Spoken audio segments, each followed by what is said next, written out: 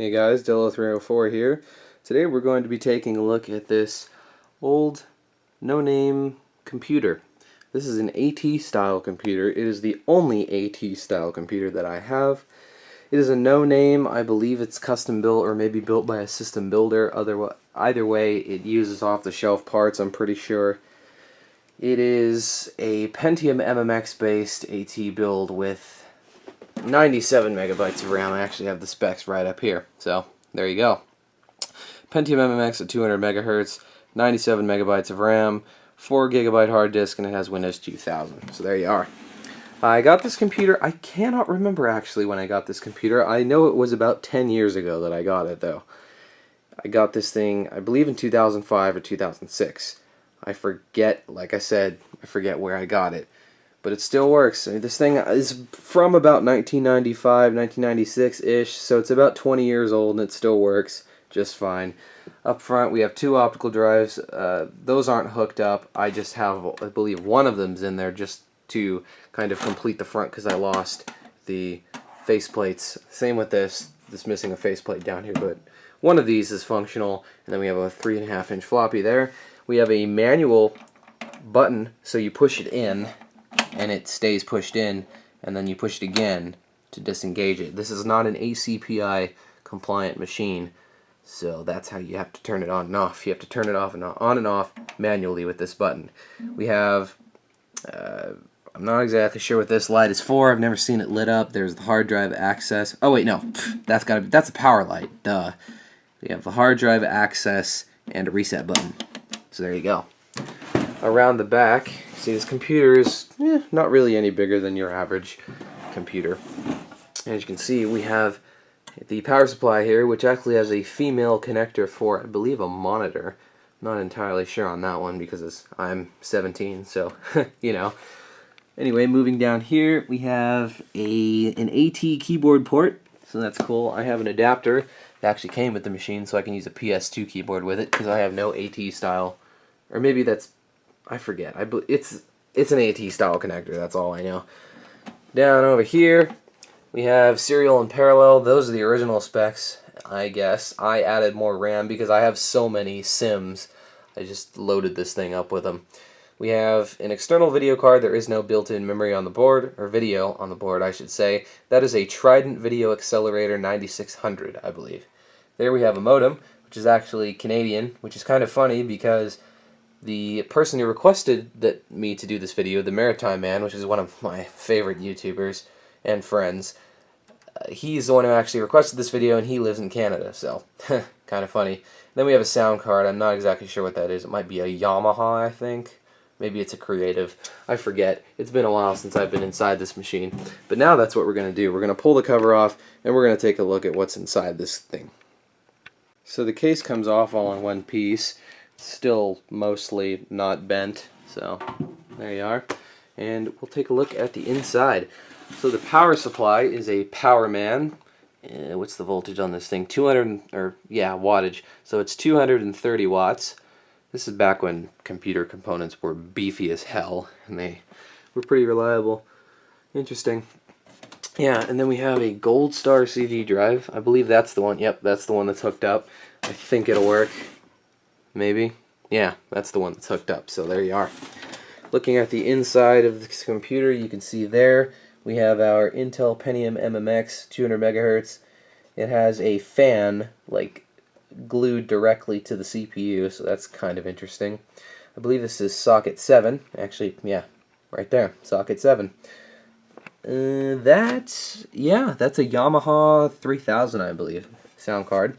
We have a VIA chipset. I'm not sure what brand this motherboard is. It doesn't really say. This might be, it's a PA 2005. I'm not sure if that's PC Chips or, which is a rather low-end company. There's the BIOS chip anyway. It's from 1995, so that's how I know this thing is from about 1995. BIOS battery. We have 3 ISA slots, so that is an ISA sound card. Then we have 4 PCI slots. And of course a ton of IDE cables, and a Seagate 4 gigabyte hard drive, which isn't original to the system. This thing used to have 2 hard drives in it, one of them being a Samsung 1.6 gig I believe the other one was 2. I swapped both of those out for a 4 gig, just a single 4 gigabyte drive. So, what's interesting about this case is that you can actually pull the motherboard out just like this. The whole thing slides out. Obviously, it has to be unplugged and everything, but I thought that was kind of interesting.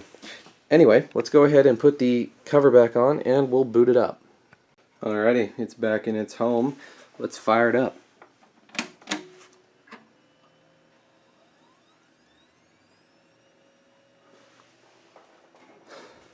Let's press delete to enter setup. And there we are. There is the Award Software BIOS from 1995. Not really going to change anything because it doesn't need changing, so let's save and exit. And we'll boot to Windows 2000.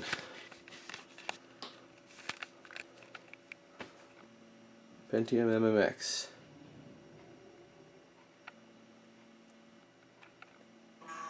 1996.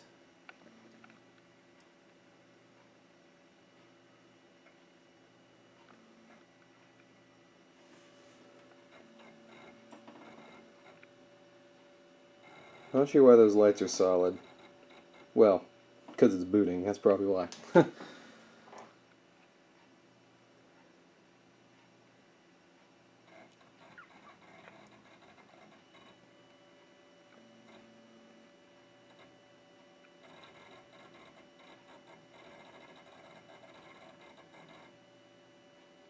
Loud old hard drive.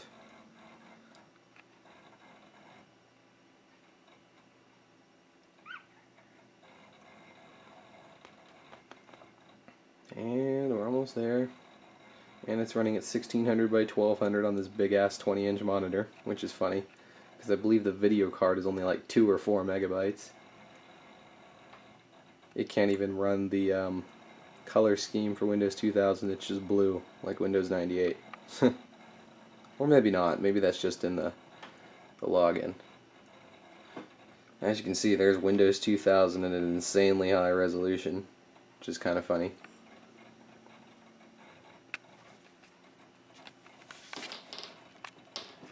And it's reopening the folder I had last time, which I'm not going to need because I don't have any sound hooked up to this computer currently. But we'll go ahead and take a look at the system properties real quick on Windows 2K.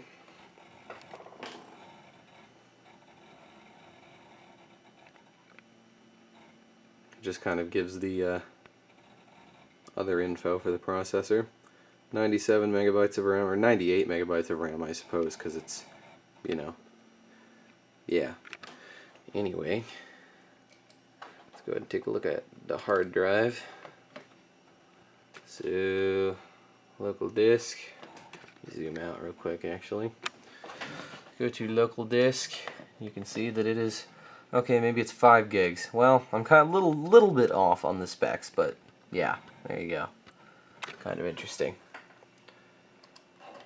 Not much else I can show. This thing has no internet connection, obviously, and there's not really many files on it.